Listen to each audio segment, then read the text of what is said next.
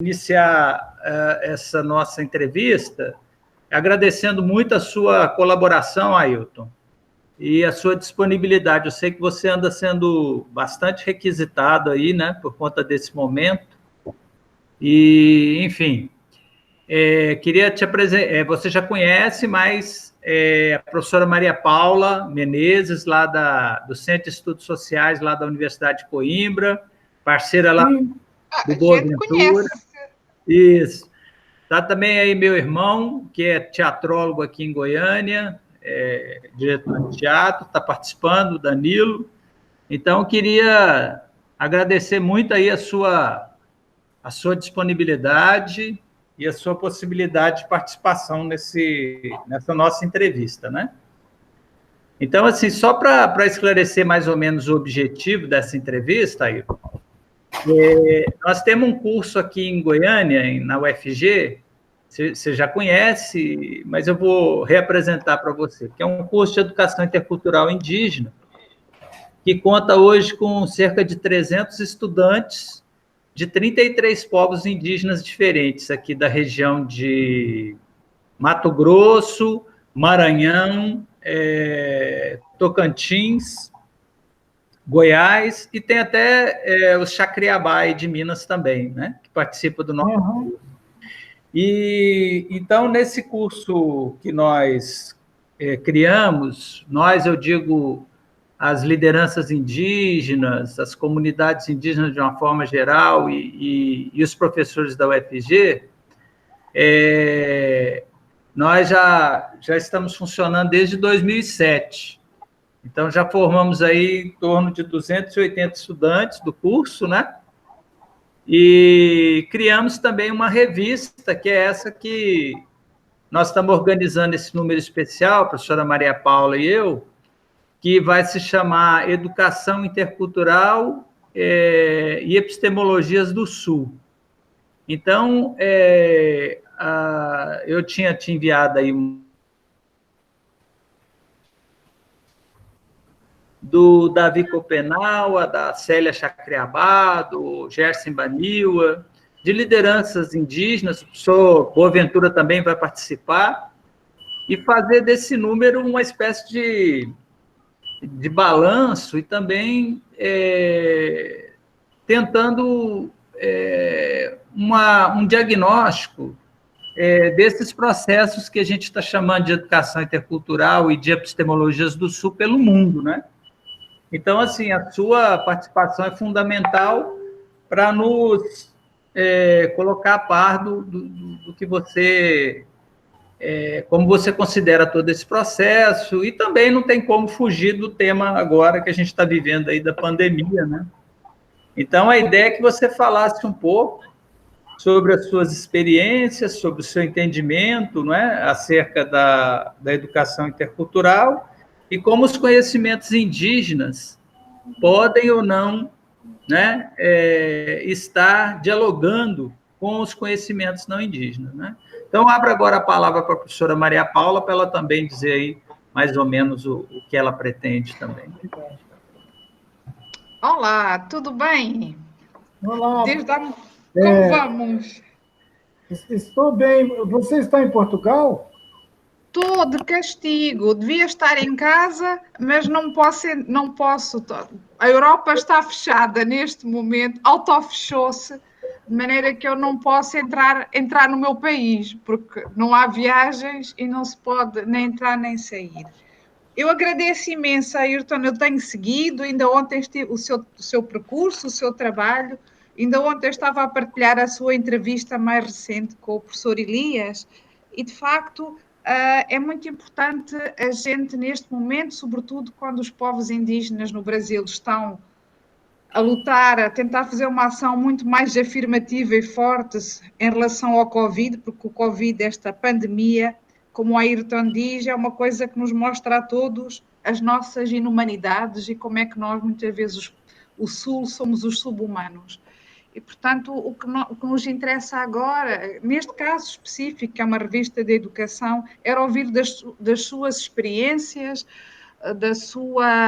do seu trabalho na comunidade, o que é que a gente consegue, de facto, como experiência, como projetos de lutas, aproveitar como lições para o resto do mundo, assim a gente consegue voltar a respirar, que é o direito a respirar, que das suas intervenções eu creio que sai muito importante, e isto nós temos o direito a respirar, a viver, mas temos para nós respirarmos e vivermos, nós temos de ter aqui esta ética de responsabilidade, este cuidado uns com os outros, que deixámos de ter.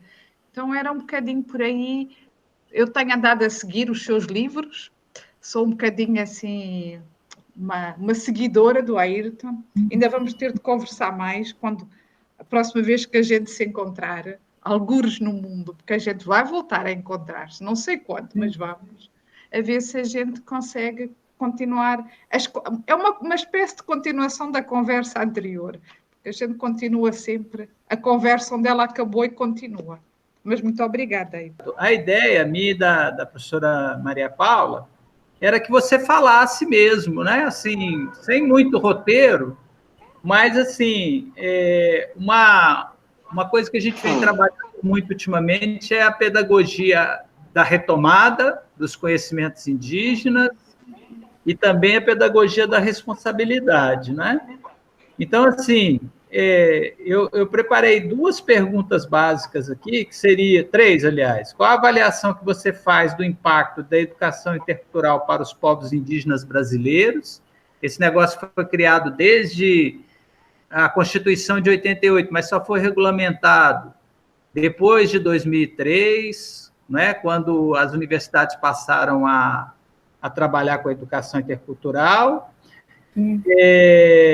E como você vê a escola hoje para os povos indígenas brasileiros, e também se você acha possível esse diálogo que a gente fala tanto, né, do diálogo interepistêmico, diálogo entre saberes, se é possível nós formarmos aí uma matriz que entre para a escola indígena e seja capaz de respeitar os conhecimentos indígenas. Então, assim, no geral, você não precisa seguir esse roteiro, não, mas você pode ir falando aí do jeito que você achar melhor, que já vai ser muito bom, tá? Obrigado aí. Tá bom. Obrigado, Elias. Bom dia a todos. Eu estou aqui no Médio Rio Doce, na terra indígena Krenak, um território historicamente conflitado. Isso aqui é uma faixa de Gaza, tá? Nós fomos confinados numa reserva na década de 20 do século passado. E, ao longo desse período, tentaram matar a gente sistematicamente. Envenenando a água, envenenando a terra, destruindo a floresta e alvejando os corpos, a bala. Nós fomos mortos de várias maneiras nos últimos 100 anos. A última é uma tentativa de destruir o nosso território existencial. O Rio Doce, o Atu, o nosso ancestral, ele está em coma, ele está envenenado pela mineração. E nós estamos velando o corpo de um rio em coma. Isso é um status coletivo das 130 famílias Krenak sobreviventes aqui na margem esquerda do Rio Doce, o Atu. Há 100 anos atrás, essa região era chamada de Florestas do Rio Doce. As florestas do Rio Doce eram descritas pelos viajantes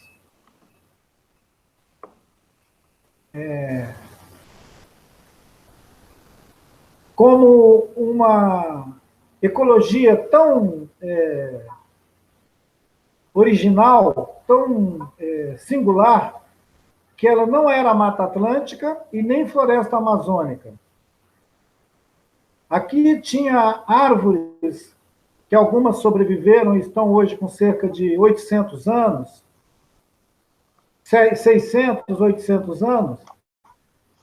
São monumentos florestais que eram típicos daqui dessa região.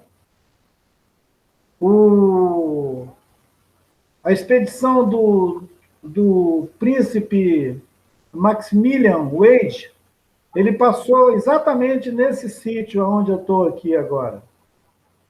E os ilustradores da expedição dele desenhavam o tamanho das onças e dos animais selvagens que eles enfrentavam para passar nas cachoeiras desse rio. Um rio encachoeirado. Um rio que não dava para navegar porque ele era um rio bravo. Ele tinha uma topografia, ele tinha uma formação cheia de cachoeiras, e as embarcações não conseguiam tornar ele um rio navegável. Ele nunca foi um rio navegável, de certa maneira. E se tem uma característica desse nosso querido Uatu, que nós compartilhamos, é que nós também não somos navegáveis. E eu me filio a esse rio que está sendo mutilado pela mineração, pela siderurgia, pelo monocultivo da floresta de eucalipto, pela pecuária. E o corpo desse rio já está todo mutilado. Desde a década de 30, se constroem barragens no corpo desse rio para produzir energia elétrica. Ele foi picotado pela construção de barramentos e usinas hidrelétricas. A última foi inaugurada pelo Lula em 2005, a 14 quilômetros daqui de casa. O Lula veio inaugurar essa barragem, ele estava mais feliz do que um pinto no lixo, se abraçando com Aécio Neves e dando beijo no ministro das Minas e Energia dele. Que na época era Dilma, né?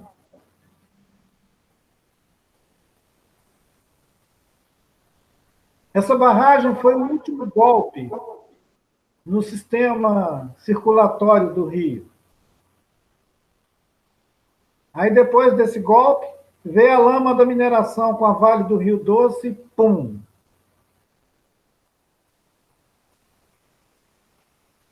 Nos últimos anos, o Estado brasileiro tenta convencer os Krenak a sair daqui, porque aqui é um lugar ruim para viver.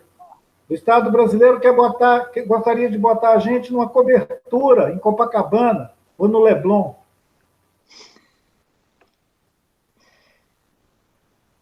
Eles dariam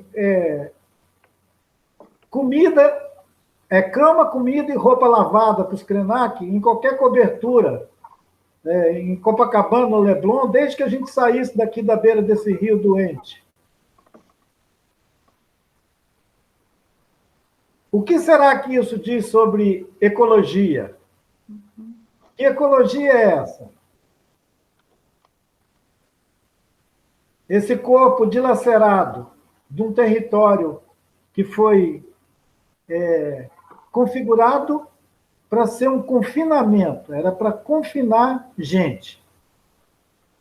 E na contabilidade desse governo, em algumas décadas a gente ia morrer. E a terra ia voltar para a mão do Estado. O dispositivo colonial, ele é diabólico. Ele é como um pacote de açúcar.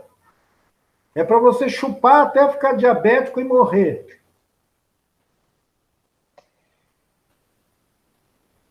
Atraíram as nossas famílias que eram nômadas, que andavam aqui em volta desse território, pelados. Você tem fotografia dos Krenak na década de 15, nus. Tão nus quanto os nossos parentes que estão sendo assassinados no Vale do Javari agora, pelo Covid-19. Nós éramos os arredios, a gente era os índios arredios. O governo agarrou esses pelados arredios e enfiou dentro de uma reserva. Ele falou, fica aí. Então, confinamento por confinamento, a nossa história de aproximação com o concerto civilizado é uma história de predação, saque e uma negação da nossa existência. Não é uma negação da nossa humanidade. É anterior. É uma negação da nossa existência. E uma pré-condição para a gente ser incluído na fotografia da humanidade seria a gente ser domesticado, colonizado. Depois que a gente aceitasse a domesticação, a gente ia estar apto a fazer parte do clube da humanidade. Essa foi a promessa que fizeram para os nossos avós, para os nossos antepassados. De lá para cá, eu nasci em 1953.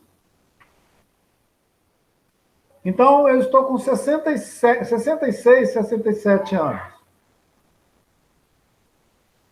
A única coisa que eu observei é que o Estado brasileiro nunca desistiu de matar a gente. Ele pode mudar o método, pode mudar os processos, mas o que ele quer é anular a gente. Antes de se constituir numa epistemologia, esses corpos têm que enfrentar o desafio de permanecer vivos. Então, é um combate.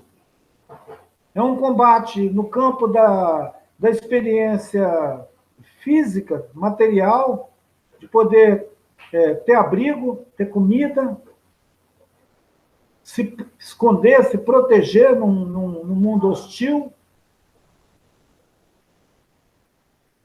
A minha geração nasceu quando era proibido falar a língua Krenak. Você levava porrada se você falasse a língua. Você podia ter a língua cortada.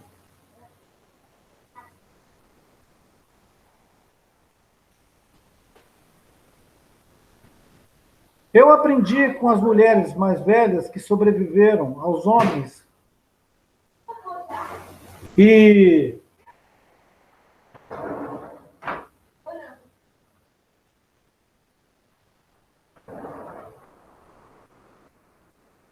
aprendi com as mulheres que não estão mais vivas, porque também já seriam centenárias se tivessem agora vivas, e as nossas avós, elas não viveram mais 100 anos. Aliás, a duração da vida dessas pessoas ficou muito imprecisa. Muita gente morre velho com 40 anos. Ou com 60.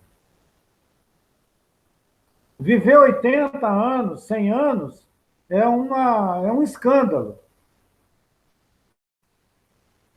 Mas ao nosso redor nós estamos vendo um mundo cheio de magia, onde as pessoas podem viver 100 anos, tomando vitaminas incríveis e habitando academias, e estendendo a vida quase que a uma eternidade,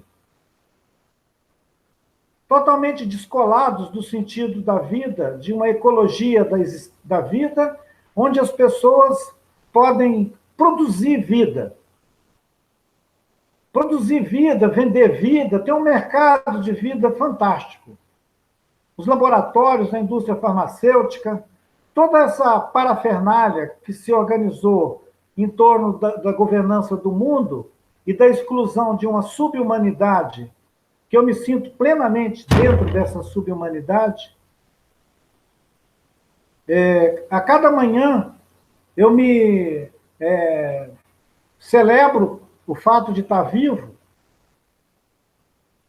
por ver a natureza, por ver o mundo, por ver a experiência da vida como uma experiência única e fantástica, mas também por saber da ameaça que tem ao meu redor de não estar vivo amanhã.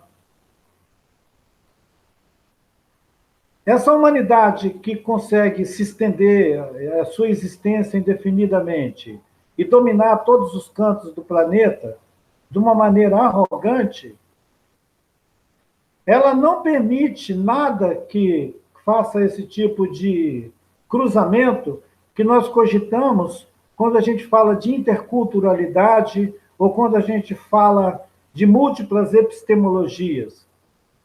Nós habitamos um mundo determinadamente dominado por uma ideologia capitalista tão abrangente que ela não permite que outras vidas floresçam.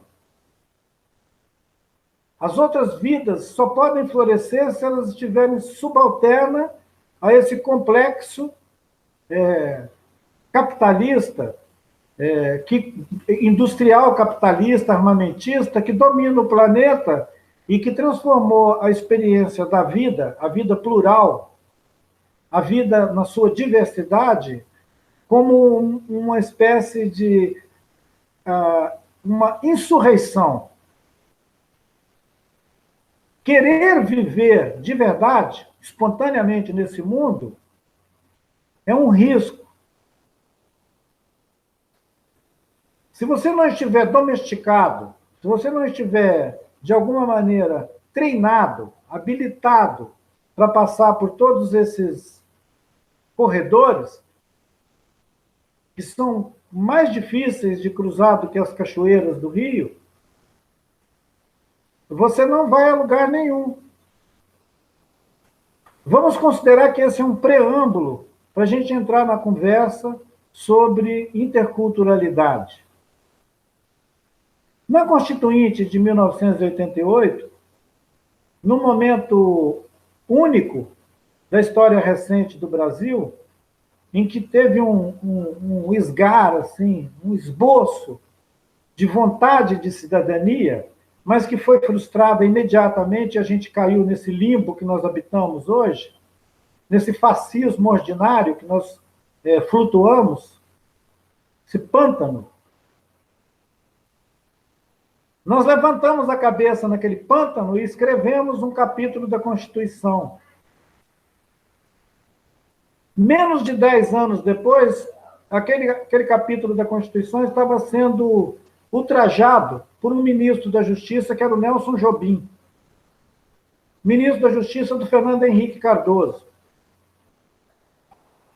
que fez uma instrução normativa, uma coisa dessas, que deu entrada depois para aquele marco temporal, que estabelece que o que está escrito na Constituição não vale, não é aplicação direta do princípio da Constituição e o reconhecimento dos direitos territoriais indígenas.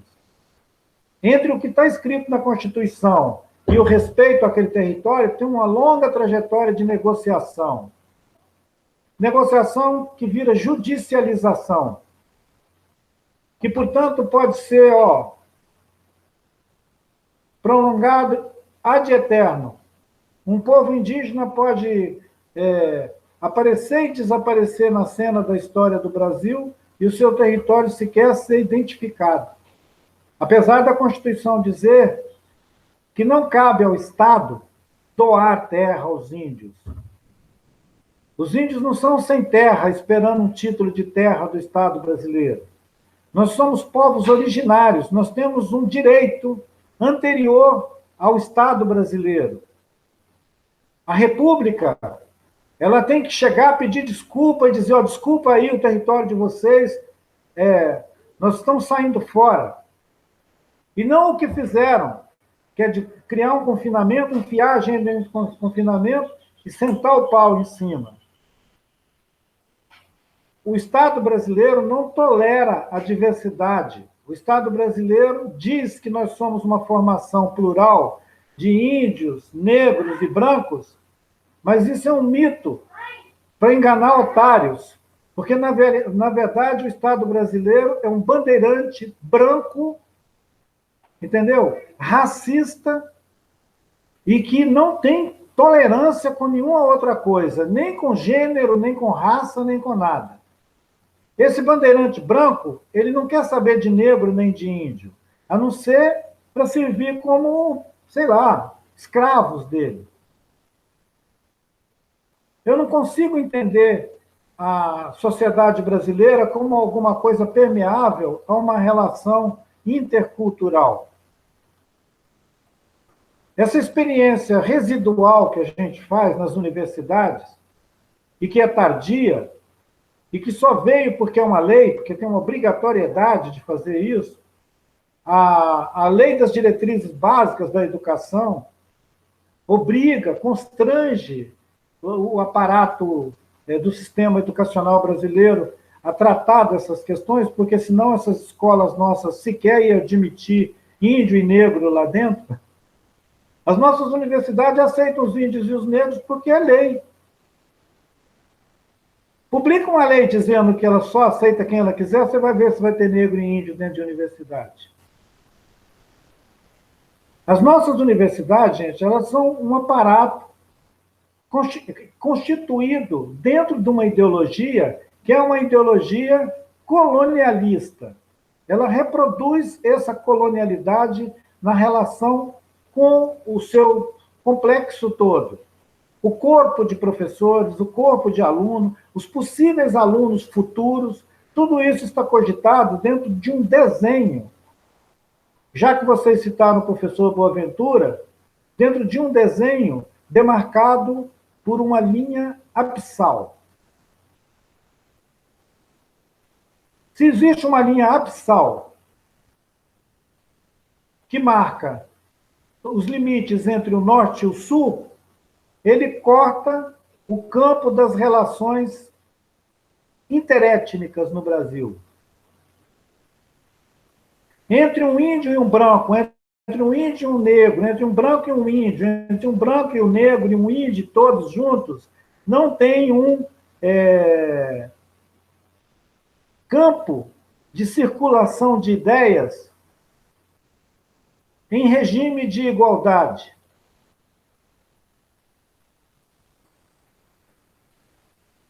A possível circulação de ideias vai se dar em regime diferenciado e subalterno. É desse jeito. O Darcy Ribeiro morreu esperneando, esguelando e falando isso.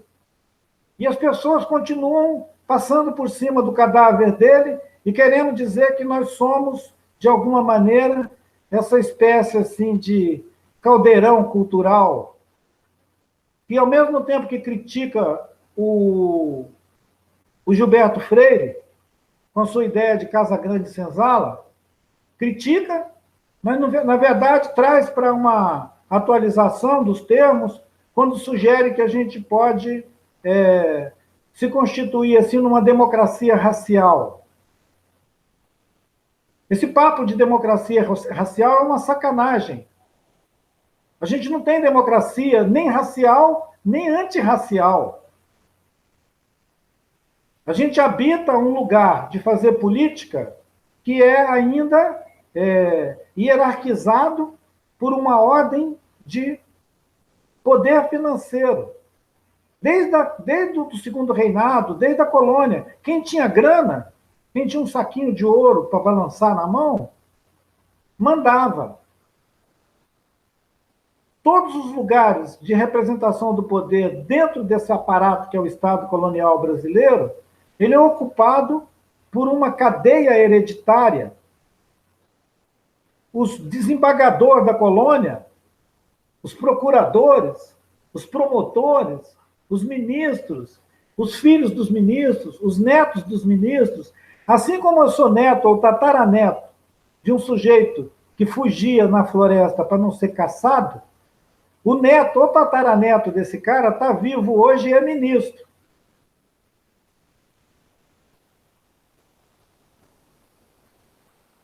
A parábola é essa. Da mesma maneira que eu sou um sobrevivente de uma fuga centenária, tem gente que é o privilegiado, promotor, procurador, desembargador de um lugar privilegiado que nunca saiu de cima. Então, nós vamos falar em interculturalidade, nós vamos falar em epistemologias insurgentes, num ambiente tão chapado de dominação como esse? Nesse momento, para além dessa crise sanitária, nós estamos vivendo no Brasil uma crise política que está botando a gente à porta de uma guerra civil. Não é brincadeira. Nós estamos assim, daqui a pouco nós estamos igual Luanda. Nós estamos virando uma África portuguesa. Angola, Moçambique, Guiné-Bissau, é isso que os fascistas querem fazer aqui dentro. Querem destruir as instituições civis, querem banalizar a violência e botar uma governança criminosa para tomar conta do país inteiro. Então, a gente não pode ficar se iludindo, querendo fazer um debate epistemológico, quando nós estamos na iminência, na verdade, de termos as nossas instituições invadidas, as nossas universidades fechadas e essa corja de fascista tomando conta da vida pública no Brasil. Nós temos que nos alertar, gente, para o perigo real que nós estamos vivendo. Ok, tem 300 indígenas na universidade. Você sabe como que eu faço essa conta? Tem menos 300 indígenas na sua aldeia. Nesse momento, não é prioridade para mim mandar meus filhos, meus sobrinhos e meus netos para a universidade nenhuma. Eu não quero fazer uma retomada epistêmica, eu quero fazer uma retomada territorial, política. Eu quero retomar um território político, uma ecologia política, onde o meu povo possa saber quem é, independente da língua que a gente estiver falando. Se a língua que a gente estiver falando é o português, ótimo, vamos falar português. É chinês, também vamos falar. É Krenak, é Machacali, Yanomami, não importa. O que importa é que a gente seja capaz de construir uma linguagem, desenvolver uma linguagem, não uma língua, uma linguagem que dê conta da complexidade do tempo que nós estamos vivendo. Nós estamos vivendo um tempo de tanta complexidade que alguns debates, digamos assim, pós-colonial que está sendo colocado, eles me parecem um luxo. Inclusive porque eles supõem que nós já estamos vivendo um período pós-colonial, que para mim é um equívoco. Pós-colonial onde? Aí em Goiás é pós-colonial? Com os Caiado governando vocês? O avô do Caiado, o tataravô do Caiado e todos os outros? Ora, gente, se liga, né? Nós somos um país que ainda reproduz a matriz colonial com uma fidelidade que é de fazer inveja à fé evangélica cristã que está tomando conta de tudo aqui. Daqui a pouco nós somos todos fundamentalistas evangélicos do reino de Deus. Então, assim, nós estamos fritos. A Maria Paula deve estar pensando, meu Deus, eu encontrei o Ailton num dia de fúria.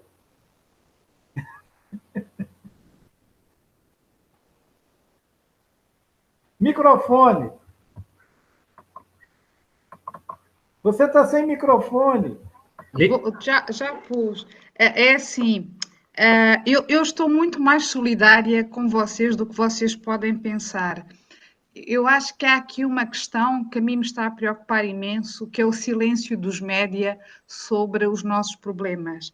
Neste momento, no meu país, há uma insurgência terrorista armada no norte que mata mais do que mata o Covid ainda. E a mim preocupam porque eu tenho família lá. E a questão é como eles me dizem, a bala mata, o Covid pode matar. E então eu entendo o que está a acontecer convosco, porque é uma questão que já mexe aquela raiva interna, porque já somos nós, já não é uma questão que a gente lê nos livros, está com a gente. E por isso que eu estou aqui quietinha, não digo nada, mas sem falar sem palavras, entendo talvez mais do que se possa pensar do que é esta ideia de que estão-nos a matar a todos. E nós não contamos, porque ninguém se preocupa. Nós não valemos nada. Portanto, quando os média não falam, ninguém diz nada do que é que as pessoas estão a morrer, eu acho que é verdade. E acho que o Estado brasileiro tem muita responsabilidade no que está a acontecer, ao longo da história. E vai ter de fazer uma meia-culpa, algures, sobre esse processo. Mas peço desculpa, Jairton. Eu queria só fazer uma observação, Ailton. Assim, considero extremamente pertinente todas as suas observações tem 11 anos que eu trabalho nesse curso de Educação Intercultural, né?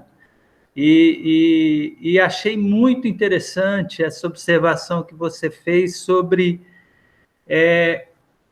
a necessidade de não priorizar um debate supostamente epistemológico em detrimento do que os povos indígenas realmente querem, né? Que são seus territórios. Então, hoje é um debate que a gente está travando aqui, de que se essa questão das epistemologias, da educação intercultural indígena, se ela não está sendo muito mais um debate em termos entre brancos, né?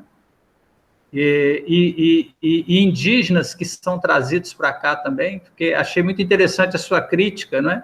Que nós trazemos 300 indígenas para cá, e me lembrei muito do Copenaua, na Queda do Céu, quando ele fala mais ou menos a mesma coisa. Ele disse que se preocupava muito com os estudantes que saíam da aldeia lá entre os Yanomami para ir para a universidade, e a aldeia ficava, né, à mercê dos garimpeiros, dos bandoleiros. Olha, eu estou emocionadíssimo com a sua fala, porque é uma coisa importantíssima de trazer para o debate, porque eu até perguntei a questão da escola, porque eu sempre considerei a escola, mesmo não sendo indígena na íntegra, né? Tenho, obviamente, sangue indígena por conta da questão colonial e tudo, mas eu sempre considerei a escola como uma espécie de alienígena dentro das aldeias, né? Uma imposição do branco, e que faz parte, assim, como um dos elementos constitutivos do processo colonizador, junto com a religião, né? Então, muito, muito interessante mesmo essa sua crítica, e eu tenho certeza que vai render muito debate aqui para nós, entre os estudantes e os professores também do curso. Então, Elias, na Unicamp foi realizado um vestibular com o intuito de ocupar o maior número de vagas ofertadas para a graduação, né, no ensino superior, para jovens indígenas do Mato Grosso, do Pará, de Rondônia, do Acre, e foi feito vestibular, inclusive, em São Gabriel da Cachoeira. Foi feito vestibular em Benjamin Constant, foi feito vestibular, eu chamei de busca ativa, que é um termo mais do campo da saúde, né? Do campo sanitário e tal. Foi feita uma busca ativa de alunos para o ensino superior nas universidades brasileiras, nesse vestibular da Unicamp. E no vestibular também da UFSCar. Então, são vestibulares que estão caçando alunos indígenas. E eu denunciei isso. Eu falei que isso é uma busca ativa, e que o vestibular e que o acesso a esse lugar da universidade, ele deveria ser uma iniciativa cidadã. Tinha que ser alguma coisa que alguém busca, e não alguém que fica sendo capturado por esse campo, digamos assim, que é um campo político. Não tem como eximir a rede de serviços da educação pública ou privada do seu sentido político. Uma escola dentro de uma aldeia é um instrumento, isso aqui é um caranguejo, né? Uma pinça. Uma escola dentro de uma aldeia é uma pinça. Mesmo que essa escola seja uma escola indígena. Porque a escola indígena, antes de ser indígena, era a escola. E na construção dos saberes indígenas não existe escola. Então, ela é um alienígena, como você disse. Ela é uma pinça lá dentro. Mesmo que ela vá com uma tiara na cabeça, com uma peninha, carinha de índio, mas o que está rolando lá dentro é um processo colonial forte. É uma dissolução da identidade e uma reconstrução de modos coloniais de interagir no mundo com eficácia. Se a gente fosse fazer um verbete para educação escolar indígena, o verbete ia ser reconfiguração de uma persona ou de uma identidade para atuar de maneira eficiente no mundo colonial. A menos que você acredite que o mundo colonial vai mudar com a introdução de uma narrativa indígena, de uma narrativa autóctone. Que esses povos originários, que são 0,000, vão conseguir contaminar o vasto campo da mentalidade capitalista, colonialista, e destemperar ela. Quando a gente cogita do conflito norte-sul, nós, pelo menos, introduzimos mais elementos críticos no modelo. Porque daí entra uma sub-humanidade, que é 70% da população do planeta, que não tem hospital, que não tem respirador, que não tem UTI. Esses são os que foram jogados para o Covid comer eles, vivos. Aí depois tem uns 30%, que pode ter UTI, que pode ter teste. Quantos testes o Brasil tem com a população de 180 milhões, 200 milhões de pessoas? 30 mil testes, 60 mil testes, sei lá, 1 milhão de testes, 2 milhões de testes. Se todo mundo precisar ser internado numa UTI, tem UTI para quantas pessoas? Numa população de 100 milhões? 10 milhões tem UTI? Não. Se tivesse para 10 milhões, ainda 90 milhões ia morrer. Então, gente, é muito descarado, é muito cínico ignorar a realidade de desigualdade radical que precariamente nos mantém num mundo que a gente resiste em reconhecer como um mundo com alguma equidade. Alguma equidade. Nós habitamos um mundo muito desigual, gente. E eu acredito que muitas das nossas ações, muito do nosso trabalho, do nosso engajamento, ele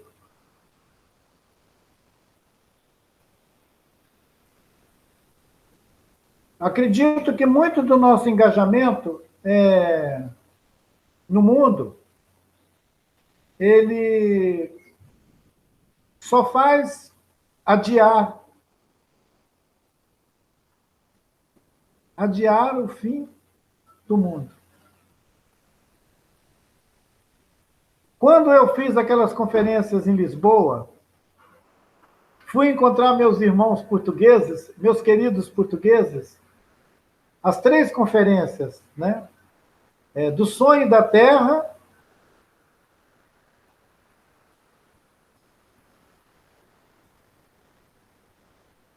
a humanidade que pensamos ser, e o que deu o título para o livrinho azul, que é Ideias para Adiar o Fim do Mundo. Então, Ideias para Adiar o Fim do Mundo, a humanidade que pensamos ser e do sonho da Terra, eu poderia dizer que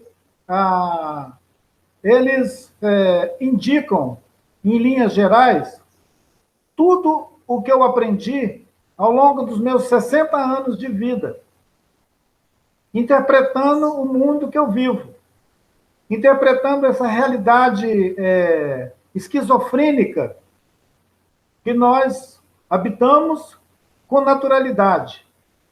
A realidade é esquizofrênica, mas a gente faz um esforço enorme para ficar dentro dela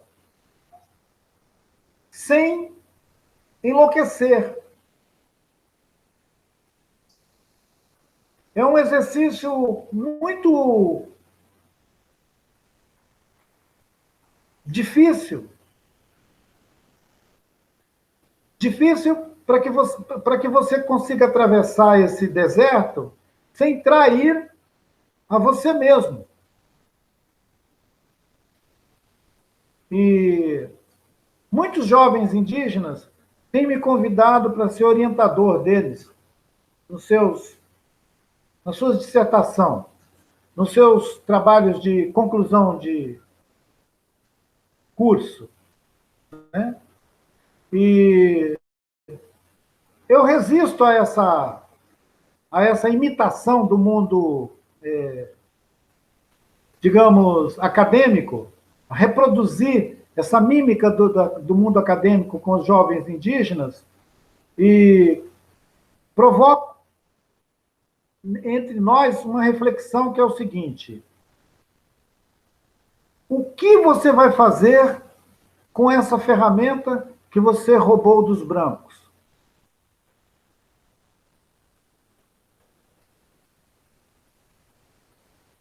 Você vai tentar virar um branco também?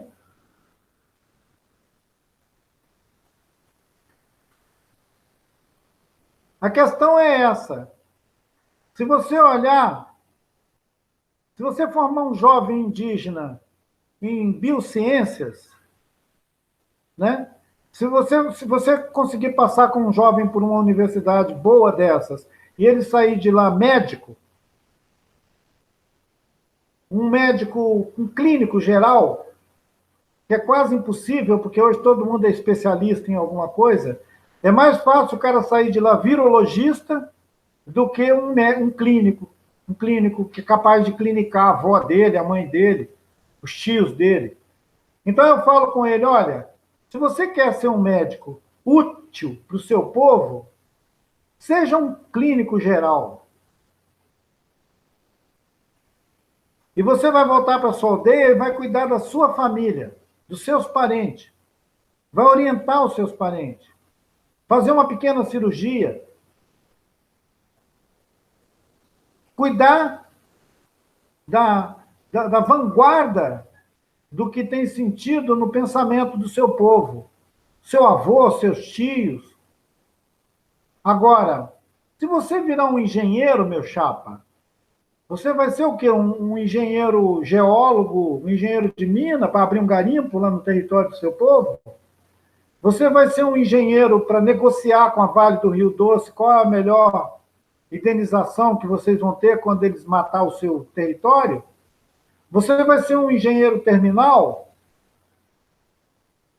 Engenheiro terminal é isso, é aquele cara que senta para negociar a indenização, o dano. Se você formar um médico, você vai ter um médico um dia na aldeia. Se você formar todas as outras classes, e agora tem uma mística de índios virar advogados. Se todos os jovens indígenas que estão animados a ir para esse campo do direito virar advogado, nós vamos ter uma pandemia do direito. Vocês sabem muito bem o que é o direito. É um perigo. O que você vai ter de índio advogado vendendo até a mãe, aí, depois que eles conseguirem dominar o código da Vinci? Então, a gente tem que tomar muito cuidado com esse papo de interculturalidade, porque ele ignora as matrizes cosmogônicas que cada um desses sujeitos vieram ou se originam. São cosmogonias. Antes de se constituir em epistemologias, se constituem em ontologias. Quer dizer, antes do cara elaborar um discurso, ele tem um modo de estar no mundo. Se esse modo dele estar no mundo for desorganizado, o cara vira um ET. Tanto faz depois. Ele pode ir para a China, para o Japão, ele pode ser um engenheiro no Havaí, por exemplo. Eu conheci jovens indígenas da minha geração, que hoje seriam homens de 70, 80 anos, que excepcionalmente foram capturados por missionários evangélicos americanos e levados para estudar nos Estados Unidos na década de 70. Eles voltaram depois para o Brasil falando inglês, francês, italiano, e alguns deles com diploma de doutor em teologia, mestre doutor em teologia. Em algumas outras áreas de conhecimento também. Eles não foram capturados pelas nossas universidades, eles foram capturados pela pinça americana que veio pegar nativos na América do Sul e levar para educar nos Estados Unidos. Gente da minha geração, agora estariam com 70, um pouco mais. Essas pessoas viviam um conflito terrível, porque eles conseguiam entender tudo o que estava acontecendo e não podiam fazer nada. Um menino que falava a língua materna, que foi levado pelo Instituto Linguístico de Verão para aprender inglês nos Estados Unidos, para virar doutor, e para voltar para o Brasil depois para fazer o quê?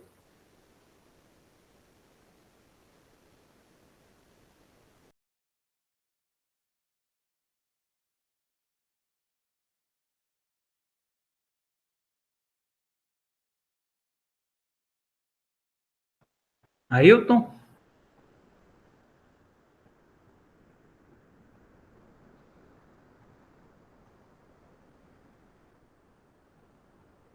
Eu acho que congelou a imagem, que congelou a ligação. Sim, sim. Vou tentar mandar uma mensagem para ele.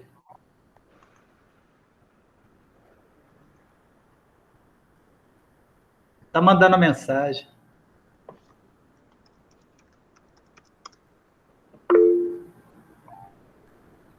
Ah, acabou a bateria.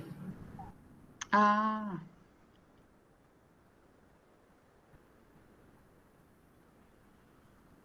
Quer dizer, acabou a bateria do computador, não acabou a bateria do Ayrton, porque o Ayrton é muito difícil que a bateria acabe.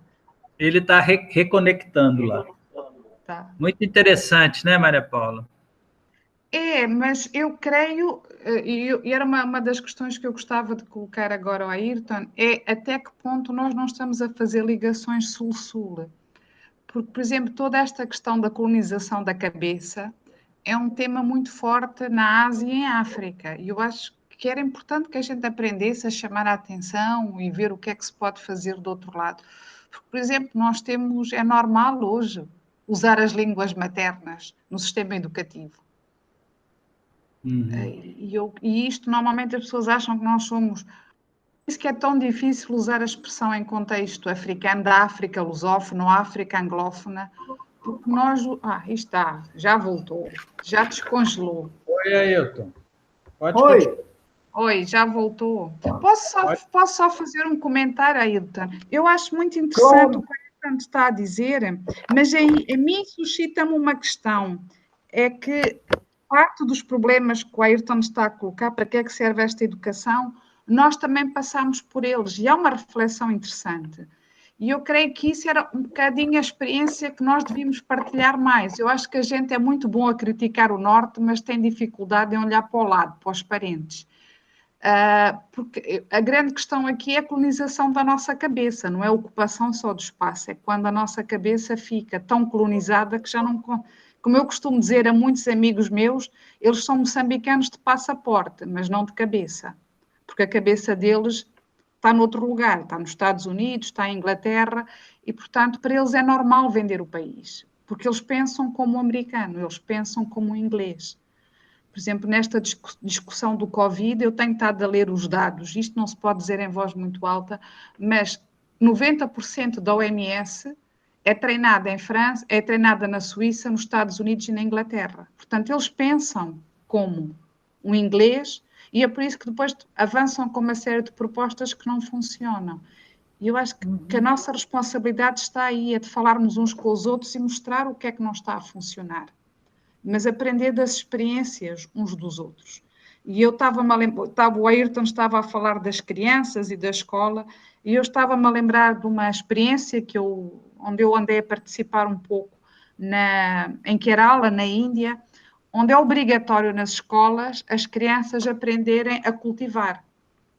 Porque aprender a cultivar é aprender o que é reciclagem, é aprender a produzir, é aprender o valor da produção, é aprender o valor da terra, e as crianças, inclusivamente, levam para casa essa comida. Portanto, e usam na alimentação nas escolas, etc. Portanto, essa foi uma experiência que é antiga, e Kerala, neste momento, é um Estado importante na Índia, porque é o Estado, não sei se é porque tem um partido comunista à frente, mas é o Estado dentro da Índia que está a lidar melhor com a questão do Covid, com a alimentação, com o cuidado com os mais velhos, etc. Mas tem essa parte muito bonita da ecologia como parte do ensino primário. E depois tem um segundo elemento que eu acho interessante, apesar de complicado, que é o uso das línguas maternas. Eu há bocado estava a brincar, enquanto o Ayrton foi carregar a bateria do computador, que nós temos uma questão interessante, é que nos contextos da África e Ásia, nós usamos as línguas maternas nas escolas. E mesmo nas universidades. Portanto, é por isso que para mim eu fico muito desconfortável quando as pessoas dizem porque vocês são lusófonos. Eu disse, bem, também somos lusófonos, mas não somos exclusivamente lusófonos. E, portanto, nós muitas vezes olhamos e pensamos que eles também já não falam as línguas deles. Não, foi uma reivindicação muito forte, foi usar a língua e usar a história, que é o que o Ayrton nos está aqui a dizer, usar as nossas histórias como uma resistência ativa para dizer nós somos outra coisa. E essa outra coisa nós não a queremos dar porque ela pode ser usada contra nós. Porque depois eles já nos conhecem bem, já sabem como nos vão controlar. E esse jogo é um jogo complicado, mas eu creio que era importante, e era isso que eu lhe queria perguntar, como é que vê esta colaboração mais entre nós, vários do Sul, mas desta forma, uma resistência política, que também é uma resistência por um direito a uma outra história, por um direito a um outro projeto educativo, por um direito a esta resistência, existir em nós, e não a partir daquilo que as pessoas querem que nós sejamos. Porque eu estou totalmente de acordo com o Ayrton, eu tenho estado a ler as decisões norte-americanas em relação ao continente africano. E para eles, tudo o que nós fazemos que não está de acordo com os Estados Unidos não funciona. Que é o que o Ayrton está a dizer, eles querem nos controlar e controlam pelo modelo deles. Portanto, como é que a gente pode arranjar mais força aprendendo uns dos outros e denunciando isto uns com os outros para dizer que o modelo norte-americano não funciona? Porque se eu vou ser como moçambicana a denunciar os Estados Unidos, ou a Ayrton com brasileiro e Krenak denuncia, nós estamos sempre sozinhos a denunciar o Norte, que tem muita força e é o que é mais conhecido no mundo. Como é que a gente consegue autoconhecer-se mais? Quer dizer, eu aprendo muito com a Ayrton, acho que é uma coisa que nós devíamos, é uma ligação que devíamos estimular mais, mas como é que a gente conseguirá deixar de ser um local para passar a ser parte do mundo? Portanto, não é o local Krenak que vira contra os Estados Unidos, ou os Macondes em Moçambique que são contra os o projeto norte-americano, mas nós aprender dos Krenak e aprender de Kerala e aprender do resto do mundo. É aí que eu acho que era, não sei, gostava de provocar, a gente já falou uma vez sobre isto, provocar um bocadinho mais, sobre como é que a gente se situa melhor no mundo. Eu queria complementar aí, está me ouvindo? Estou. Acho que congelou de novo. Está ouvindo, com muita atenção. Não, é só porque você teve uma participação muito importante na Constituição, na Constituinte 86, e a Constituição de 88, que é considerada a Constituição multicultural, né? A Constituição cidadã, essa coisa toda. E essa questão da educação intercultural foi uma reivindicação do movimento indígena, né? Então, assim, eu queria que você questionou, de certa forma, a questão da interculturalidade. Eu queria que você, se fosse possível, você dissesse se esse modelo de educação intercultural, no seu entendimento, se aquilo que os indígenas tinham reivindicado, se está superado agora, nesse momento.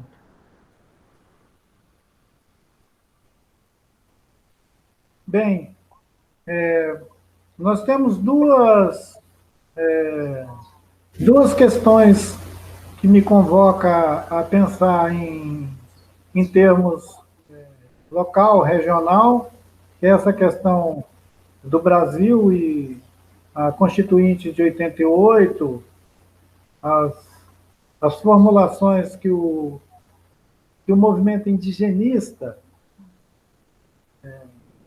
trouxeram para aquele período, porque é importante entender que uma boa parte das elaborações daquele período, elas aconteceram num vasto campo chamado indigenista, e não propriamente indígena ou movimento indígena.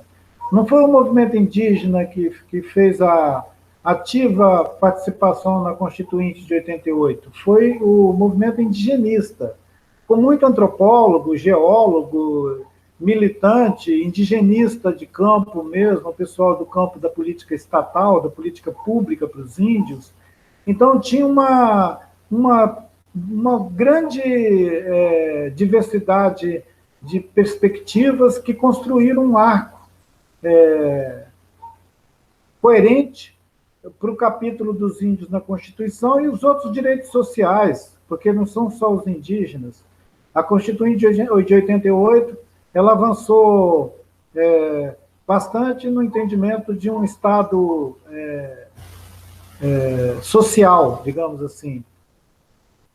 E aquilo foi um breve momento, porque em 93, 94, as forças reacionárias no Brasil já estavam desmantelando aquela Constituição. Não sou eu que estou renunciando a uma proposta do movimento indigenista na Constituinte de 88.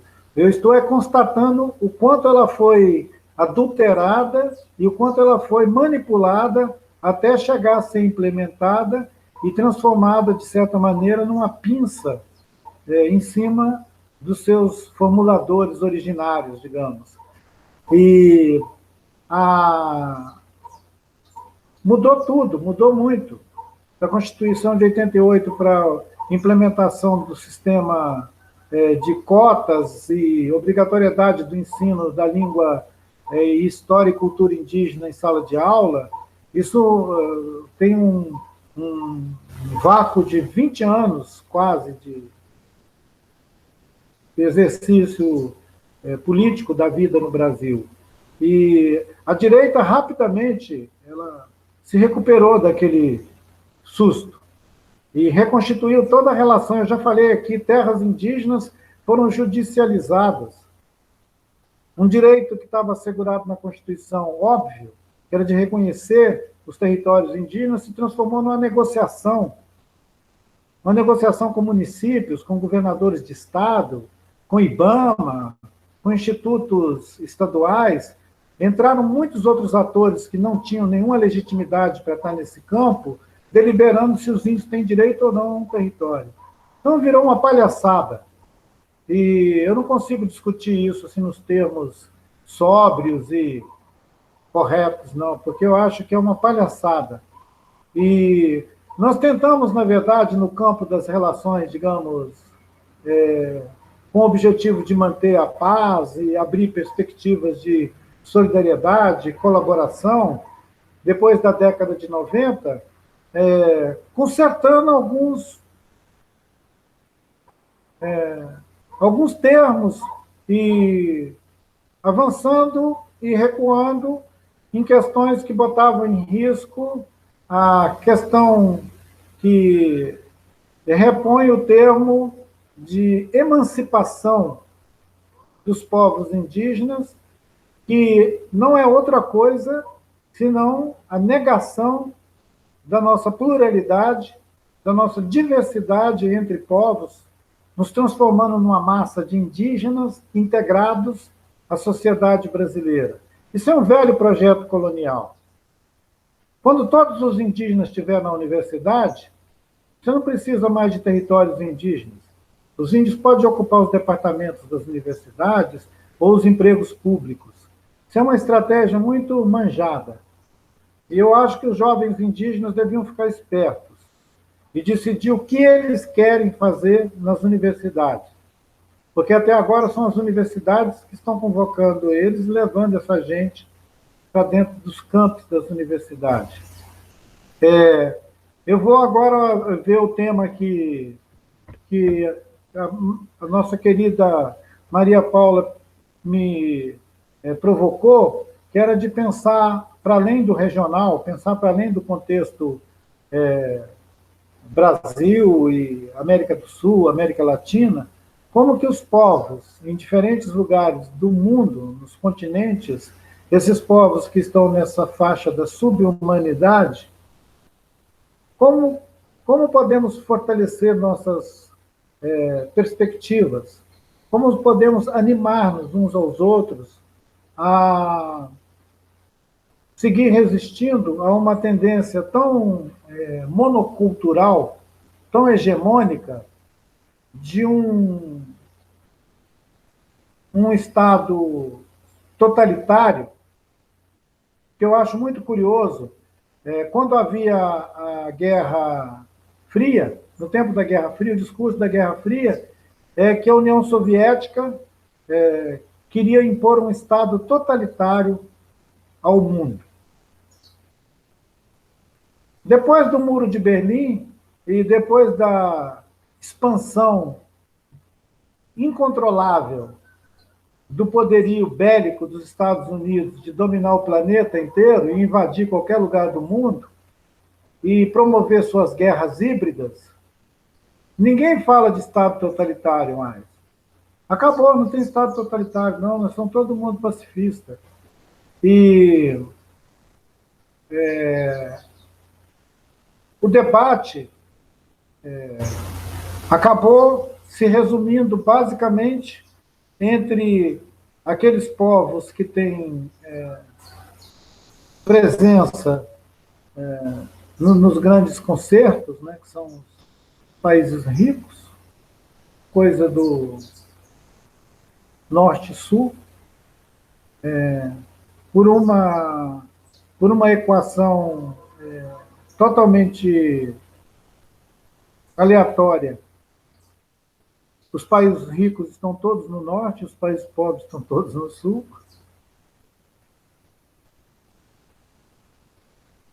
O sul precisa se olhar e talvez descobrir se tem sinais que podem ser potencializados, trabalhados, percebidos, como a constituição de outros termos de humanidade. Constituir outros termos de humanidade e não ficar reproduzindo a narrativa de uma humanidade que foi criada, que foi edificada como superestruturas coloniais, que inclui a Organização Mundial da Saúde, a Unesco, a CIA, esses departamentos de Estado todos, a OTAN, essas superestruturas, que, curiosamente, até um imbecil como Trump, de vez em quando, se irrita e diz que não vai dar dinheiro para eles. É interessante quando o Trump fica nervoso e fala que não vai dar dinheiro para a Organização Mundial da Saúde, ou que não vai colaborar com a OTAN. É como se algum sujeito do manicômio estivesse surtando e denunciando o sistema deles mesmo. Porque quando o Trump fica nervoso com a Organização Mundial de Saúde, é porque ela não está fazendo exatamente o que ele quer. Esses caras acham que eles mandam nessas superestruturas. Quando o governo dos Estados Unidos ou a comunidade europeia decide que vai tirar o dinheiro da Unesco, não vamos mais contribuir para a Unesco. O que eles estão dizendo é que eles mandam nesse clube. E que eles demitem o porteiro, o faxineiro, o zelador, entendeu? E o síndico. Esses caras, eles governam o mundo como se fosse uma paróquia. Uma paróquia deles. Eles são os filhos da puta. Você quer que eu diga o quê? Que eles são os caras legais? Que eles são pessoas de alto Não, é só sobre o respeito pela senhora. Quando a Ayrton diz que eles são filhos da... As senhoras sabem muito bem que tipo de mundo que nós estamos compartilhando e eu não preciso fazer uma cerimônia falsa. Nós estamos vivendo num mundo de assaltos, gente. Não tem jeito. O último evento que teve aqui na nosso território, esse nosso território totalmente esquadrinhado pela violência, foi de ontem para hoje. Nós estamos levando um golpe de uma corporação chamada Vale do Rio Doce. Ai, a Vale. A Vale do Rio Doce, junto com a BHP e com a Samarco, as três que engendraram os desastres das barragens de Brumadinho e Mariana, estão aproveitando esse momento confuso da vida política brasileira para tentar escapar da responsabilidade deles de reparar os danos que eles fizeram aqui no nosso território. Eles estão se utilizando das câmaras técnicas do governo, das negociações ocultas no âmbito do Ministério Público, para começar a mandar documentos para as aldeias, para os índios assinar documentos fajutas, que depois vão dizer que eles renunciaram a qualquer outro contrato. Então, assim, eu amanheci o dia de hoje lendo documentos, medidas provisórias, portarias, que envolvem IBAMA, Ministério do Meio Ambiente. Esse Ministério do Meio Ambiente brasileiro agora, e esse IBAMA que existe agora, qualquer coisa que ele mandar para você é para te sacanear. Você deixaria a chave da sua casa com o ministro do Meio Ambiente?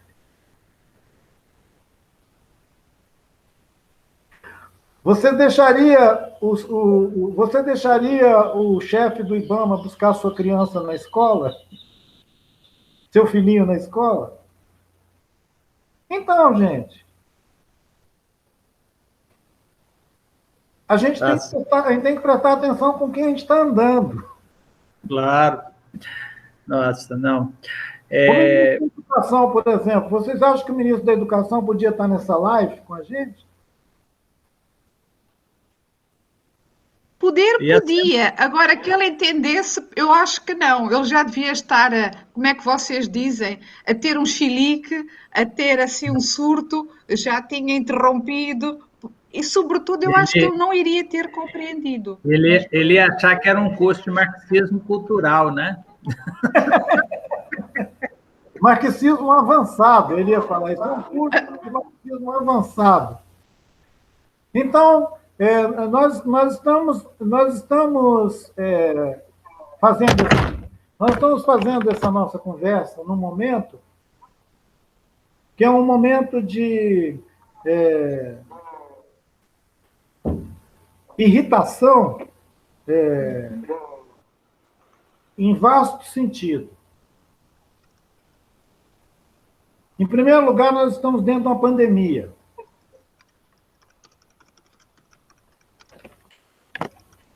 Mesmo que a gente não estivesse vivendo uma crise política interna ao Brasil, o mundo está vivendo uma suspensão.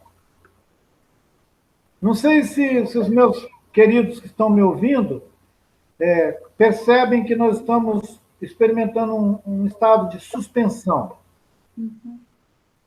Esse estado de suspensão é como se ele tivesse pondo em questão qualquer projeção de um amanhã possível.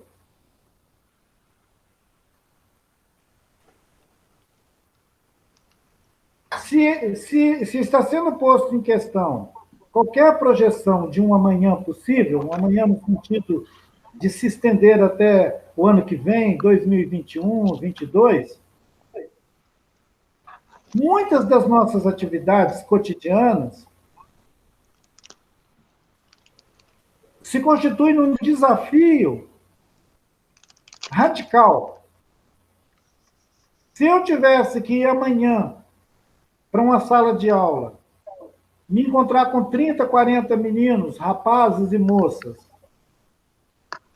e dar uma matéria, uma disciplina para eles. Vamos imaginar que essa disciplina fosse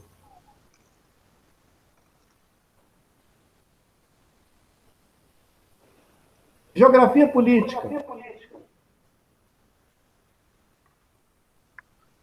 Onde eu ia ancorar, a não ser numa bibliografia congelada, a minha conversa com esses moços, com essas moças, se o entorno, a geopolítica, o nosso redor está todo desestabilizado? Era melhor eu pedir para montar no pátio da escola um daqueles brinquedos de pula-pula, aquele bump jump, e aí chamar toda a turma para ir para o recreio, subir naquelas coisas e pular. Brincar com eles, pular junto com eles. Procurando nessa experiência sensorial, descobrir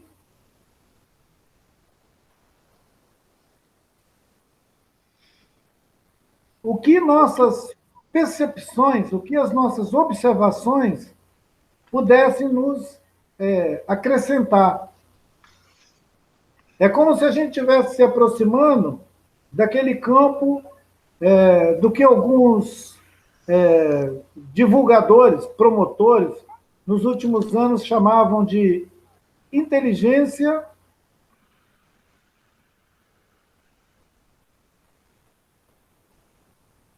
emocional.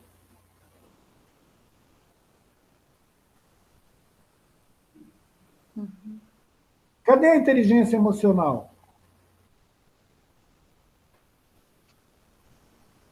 Quem foi que observou que o vírus, muito provavelmente, precisou achar uma greta, uma abertura, para ele se introduzir nas nossas relações entre povos? E essa abertura foi a ausência dos nossos afetos.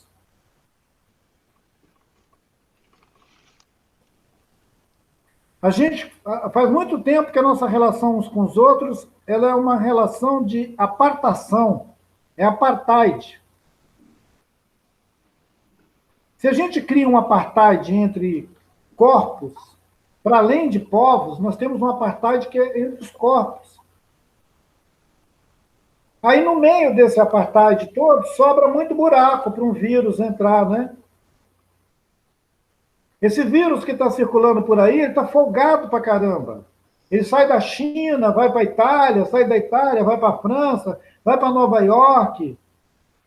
Ele atravessa o mundo inteiro, no meio da gente. Por quê? Porque a gente largou todos os espaços possíveis de serem percebidos como lugar de afetação, de experiência humana, e transformamos tudo numa relação de ter, de mercadoria, de consumo. Mesmo os nossos colegas que estão no campo, digamos assim, da produção cultural, intelectual e artística, a maioria deles viraram uns tremendos de uns capitalistas. Você conhece, emerge na África, ou na Índia, ou na China, um novo cara com uma produção no campo da arte, por exemplo, das artes plásticas. Ele vai para a Bienal de não sei o quê, Bienal de não sei o quê, daqui a pouco esse cara está morando em Paris, em Nova York,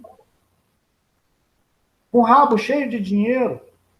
Então, se você quiser que os indígenas também participem disso, daqui a pouco vai ter índio morando em Londres, em Paris, em Nova York, porque eles são os artistas do momento. É o consumo, gente. Não importa a porcaria que você esteja fazendo. Se você entrar na veia do negócio, daqui a pouco você está vendendo um pinico em alguma galeria do mundo e o pessoal vai achar bonito. Então, assim, a gente tem que largar de fazer essa mímica do consumo, a mercadoria, o consumo. É claro que eles querem botar uma meia dúzia de índio também no MoMA. É só uma questão de códigos, de manipular esses códigos e fazer toda essa sacanagem funcionar. Então, e os afetos? Como é que ficam os afetos? Se todo mundo está louco por um capital, e não são só os artistas no sentido das bienais, não. A produção acadêmica também. Quando alguém emerge no campo dos novos debates, digamos, teóricos, os modelos e tudo, no mundo, o que acontece? A pessoa acaba virando uma espécie de... Rockstar. Hã? Rockstar. Um Michael Jackson, ele vira um rockstar. Então, assim, se você não tomar cuidado, você entra nesse tobogã e acha que está sendo ótimo. Provavelmente está sendo ótimo para você, porque você vai ter grana, vai ter prestígio, vai ter todo mundo puxando o seu saco. Mas, na verdade, você é um idiota. Que você só está servindo a esse lanche, a esse canibalismo, a esse lanche antropofágico, né?